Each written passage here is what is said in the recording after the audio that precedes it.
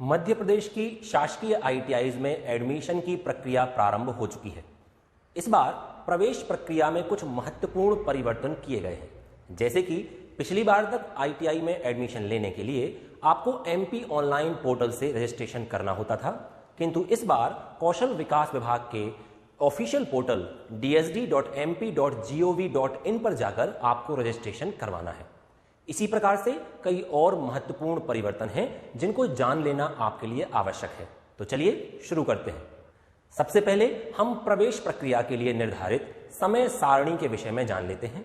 सबसे पहले तो आपको ऑनलाइन पोर्टल पर जाकर रजिस्ट्रेशन करना है। रजिस्ट्रेशन के लिए पोर्टल 2 जून से लेके 25 जून तक ओपन रहेगा, यानी आपको इस दौरान पोर्टल पर जाकर रजिस्ट्रेशन करना है। उसके बाद अगर आप अपने रजिस्ट्रेशन में कोई त्रुटि सुधार करना चाहते हैं तो उसके लिए पोर्टल 12 जून से 25 जून तक ओपन रहेगा। इसी दौरान यानी 12 जून से लेके 25 जून के बीच में आपको चॉइस फिलिंग भी करना है। चॉइस फिलिंग का अर्थ है कि आपको जिस क्रम में यानी जिन ट्रेड्स में एडमिशन चाहिए उनके लिए आप चॉइस फिलिंग करेंगे। उदाहरण के लिए यदि आपको मैकेनिक डीजल ट्रेड में एडमिशन लेना है तो आप उसे फर्स्ट चॉइस के रूप में चयनित करेंगे। उसके बाद अगर आप मोटर मैकेनिक या ट्रैक्टर मैकेनिक, फिटर, इलेक्ट्रीशियन इत्यादि ट्रेड्स में एडमिशन लेना चाहते हैं तो आप उन ट्रेड्स का चयन भी विकल्पों के रूप में करेंगे। आप जिन विकल्पों का चयन करेंगे और जिन क्रम में विकल्पों का चयन करेंगे उसी क्रम में आपको आईटीआई की ट्रेड्स आवंटित की जाएंगी। तीसरा, 27 जून को प्रथम चयन सूची जारी की जाएगी। इस चयन सूची में अगर आपको कोई ट्रेड आवंटित होती है तो फिर आपको 28 जून से लेके 3 जुलाई के बीच में संबंधित आईटीआई में उपस्थित होकर एडमिशन प्राप्त करना होगा। आईटीआई में एडमिशन लेने के लिए आपको सभी आवश्यक डॉक्यूमेंट और प्रशिक्षण शुल्क के साथ उपस्थित होना होगा। आप डॉक्यूमेंट वेरीफाई करा के और शुल्क जमा करके आईटीआई में एडमिशन ले सकते हैं। प्रवेश प्रक्रिया के संबंध में कुछ महत्वपूर्ण बिंदु हैं जो जान लेना आवश्यक है। आइए उनकी चर्चा कर लेते हैं। सबसे पहला तो ये कि प्रवेश लेने के लिए रजिस्ट्रेशन करना कंपलसरी है। यदि आप रजिस्ट्रेशन नहीं करते हैं तो आप आईटीआई में एडमिशन नहीं ले पाएंगे।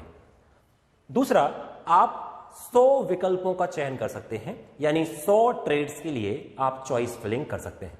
यदि आप 100 ट्रेड्स में चॉइस फिलिंग करते हैं तो आपको आईटीआई में प्रवेश मिलने की संभावना बढ़ जाएगी। तो जिस क्रम में आप आईटीआई की ट्रेड्स में प्रवेश लेना चाहते हैं उसी क्रम में आप लगभग 100 ट्रेड्स में आप चॉइस फिलिंग कर दें। तीसरा, आप अपना मोबाइल नंबर और ईमेल आईडी बिल्कुल सही डालें और उनको एक्टिवेट रखें, क्योंकि प्रवेश प्रक्रिया से संबंधित सभी जानकारी आपको मोबाइल पर एसएमएस और ईमेल आईडी पर ईमेल के माध्यम से दी जाएगी।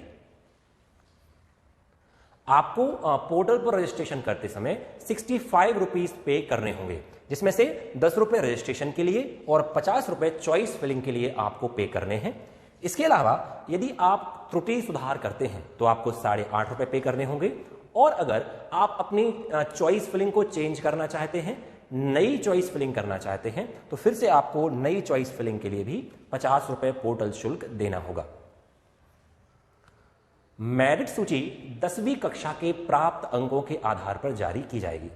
जैसा कि हम सभी जानते हैं कि आईटीआई में प्रवेश 10वीं कक्षा के आधार पर होता है। 5 ट्रेड्स ऐसी भी हैं जिनमें 8वीं कक्षा के आधार पर प्रवेश दिया जाएगा, जैसे कि वुड वर्क टेक्नीशियन यानी carpenter, dress making, mason, swing technology और पेंटर जनरल। इन ट्रेड्स में प्रवेश 8वीं कक्षा के आधार पर दिया जाएगा और इनके अलावा जो भी ट्रेड्स हैं उनमें 10वीं कक्षा के आधार पर प्रवेश दिया जाता है। तो मेरिट सूची जारी करते समय इन्हीं कक्षा में प्राप्त अंकों के आधार पर मेरिट सूची जारी की जाती है। चलिए प्रवेश प्रक्रिया के चरणों के विषय में हम थोड़ा जान लेते हैं। सबसे पहले जैसा हमने चर्चा की, आपको रजिस्ट्रेशन करना है। बिना रजिस्ट्रेशन आप एडमिशन नहीं ले पाएंगे। रजिस्ट्रेशन के बाद आप चॉइस फिलिंग करेंगे, यानी उन ट्रेड्स का चयन करेंगे जिनमें आपको एडमिशन लेना है। उसके बाद विभाग द्वारा प्रवेश सूची जारी की जाएगी। यह प्रवेश सूची dsd.mp.gov.in पर जारी की जाएगी। इस वेबसाइट पर जाकर आप आवंटन पत्र डाउनलोड कर सकते हैं। आपको सीट आवंटित होने की सूचना एसएमएस और ईमेल के माध्यम से भी दी जाएगी। इसलिए आप लगातार इन पोर्टल्स को भी देखते रहें और अपने एसएमएस और ईमेल को भी चेक करते रहें। इसके अलावा अगर आपको सीट आवंटित हो जाती है तो आपको जो ट्रेड या जो संस्था आवंटित हुई है वहां पर आपको अपने ओरिजिनल डॉक्यूमेंट्स और उनकी फोटोकॉपीज के साथ उपस्थित होना होगा। वहां पर प्रशिक्षण शुल्क जमा करना होगा और आईटीआई में आप एडमिशन ले पाएंगे। चलिए जान लेते हैं कि आवश्यक डॉक्यूमेंट्स कौन से हैं। पहली चीज तो ये कि रजिस्ट्रेशन के समय आपको केवल आपका 10वीं या 8वीं की अंकसूची, आपका जाति प्रमाण पत्र, निवास प्रमाण पत्र, आपकी फोटो और साइन अपलोड करने हैं। लेकिन अगर आपको सीट आवंटित हो जाती है तो एडमिशन के समय आपको बाकी जो डॉक्यूमेंट्स हैं उनको लेकर आईटीआई में उपस्थित होना होगा। उनकी चर्चा हम कर लेते हैं। सबसे पहले तो वही आपको 10वीं और 8वीं की अंकसूची की आवश्यकता होगी। दूसरा, अगर आपने 10वीं और 8वीं के बाद भी कोई शिक्षा प्राप्त की है तो उसकी अंकसूची भी आपके पास होना चाहिए। और जो अंतिम कक्षा आपने उत्तीर्ण की है उससे आईटीआई में प्रवेश लेने तक अगर कोई गैप है तो उसका गैप सर्टिफिकेट आपको देना होगा। अंतिम कक्षा का ट्रांसफर सर्टिफिकेट यानी टीसी आपको प्रस्तुत करनी होगी। उसके बाद मध्य प्रदेश का मूल निवासी प्रमाण पत्र भी आपके पास होना चाहिए। अगर आप आरक्षित वर्ग में हैं तो आपको स्थायी जाति प्रमाण पत्र भी प्रस्तुत करना होगा। अगर आप ओबीसी में आते हैं और क्रीमिलियर में नहीं आते हैं तो आपको आय प्रमाण पत्र, और जिन्होंने ईडब्ल्यूएस कैटेगरी के अंतर्गत आवेदन किया है तो उनको ईडब्ल्यूएस सर्टिफिकेट भी प्रस्तुत करना होगा। इसके अलावा अन्य प्रमाण पत्र भी हैं, जैसे कि अगर आपने एनसीसी कैटेगरी के अंतर्गत आवेदन किया है तो आपको एनसीसी सर्टिफिकेट प्रस्तुत करना होगा। अगर आप भूतपूर्व सैनिक या स्वतंत्रता संग्राम सेनानी के अंतर्गत आते हैं तो आपको उसका सर्टिफिकेट भी प्रस्तुत करना होगा। इस प्रकार से जिस भी कैटेगरी में आप अप्लाई करते हैं उससे संबंधित सर्टिफिकेट प्रमाण पत्र आपको प्रवेश के समय प्रस्तुत करना होगा। आईटीआई में एडमिशन प्राप्त करते समय आपको 4850 रुपए प्रशिक्षण शुल्क के रूप में जमा करने होंगे। प्रवेश के समय अभ्यर्थी को इन सभी डॉक्यूमेंट्स के ओरिजिनल डॉक्यूमेंट्स, इनकी 2-2 फोटोकॉपी, आपको पोर्टल से फीस जमा करने का रसीद, आवंटन पत्र इत्यादि लेकर संस्था में उपस्थित होना होगा।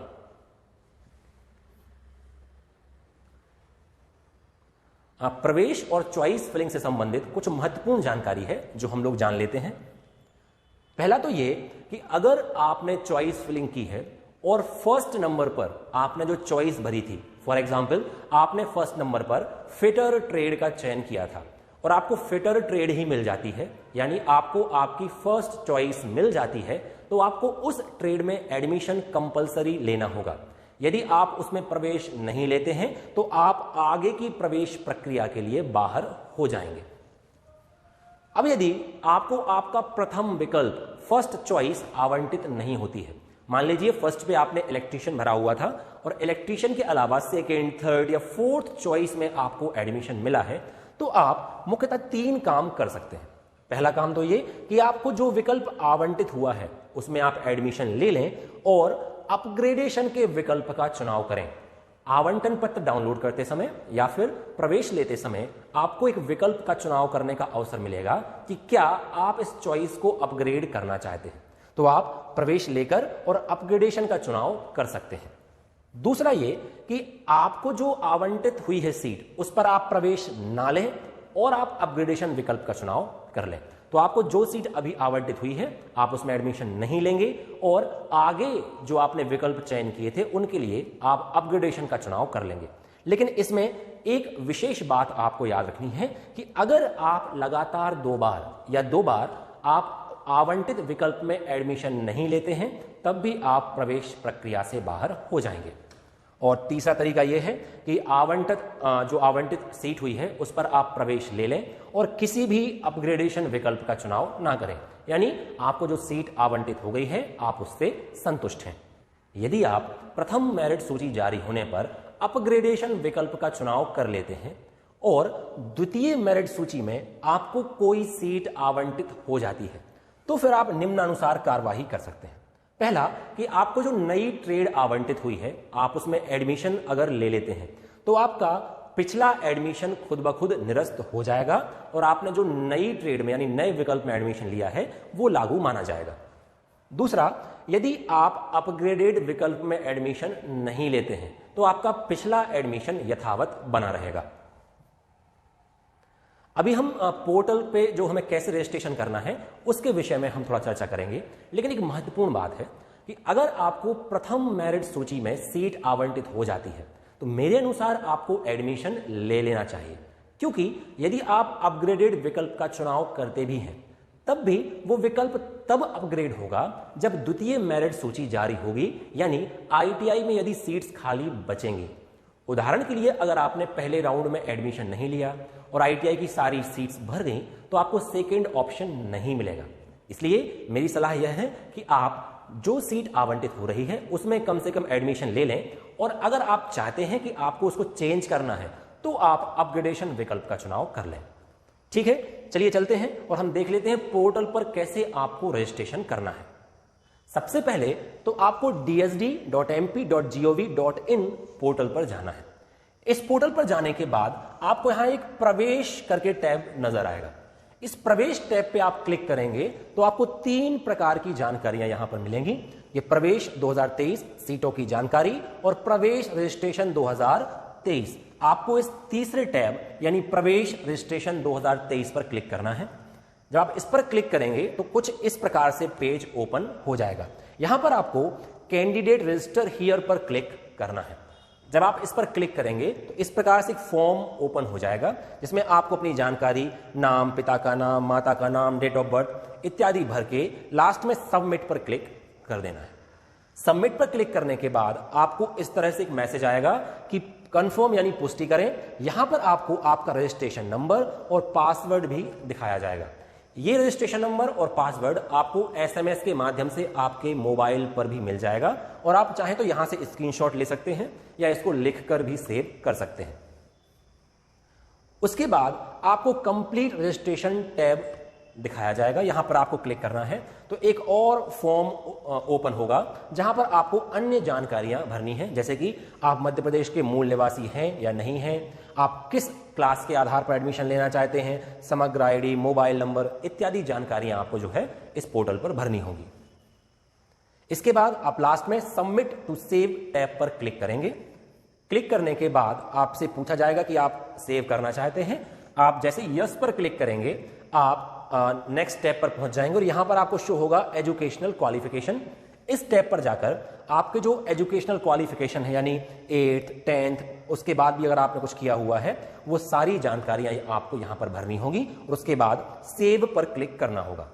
सेव पर क्लिक करने के बाद आपको अपनी इमेज जो है अपलोड करनी होगी। इस टैब पर आप क्लिक करेंगे तो उसके बाद आप अपनी फोटो और सिग्नेचर को अपलोड कर पाएंगे। आपको फोटो और सिग्नेचर अपलोड करने हैं और उसके बाद आपको पेमेंट करने के लिए प्रोसीड करना है। यहां पे एक टैब आपको मिलेगी प्रोसीड विद पेमेंट। आप इस टैब पर क्लिक करेंगे तो आपको पेमेंट के लिए ऑप्शन खुल जाएंगे। आप credit card, debit card, net banking, UPI किसी भी माध्यम से पेमेंट कर सकते हैं। पेमेंट करने के बाद आप एप्लीकेशन फॉर्म को प्रिंट कर सकते हैं। इस प्रिंट करने के बाद आप इस फॉर्म को अपने पास सुरक्षित रख सकते हैं। तो ये कुछ महत्वपूर्ण जानकारी थी आईटीआई में एडमिशन्स के बारे में, कैसे आप रजिस्ट्रेशन कर सकते हैं और कौन सी बातें जो है आपको याद रखना है।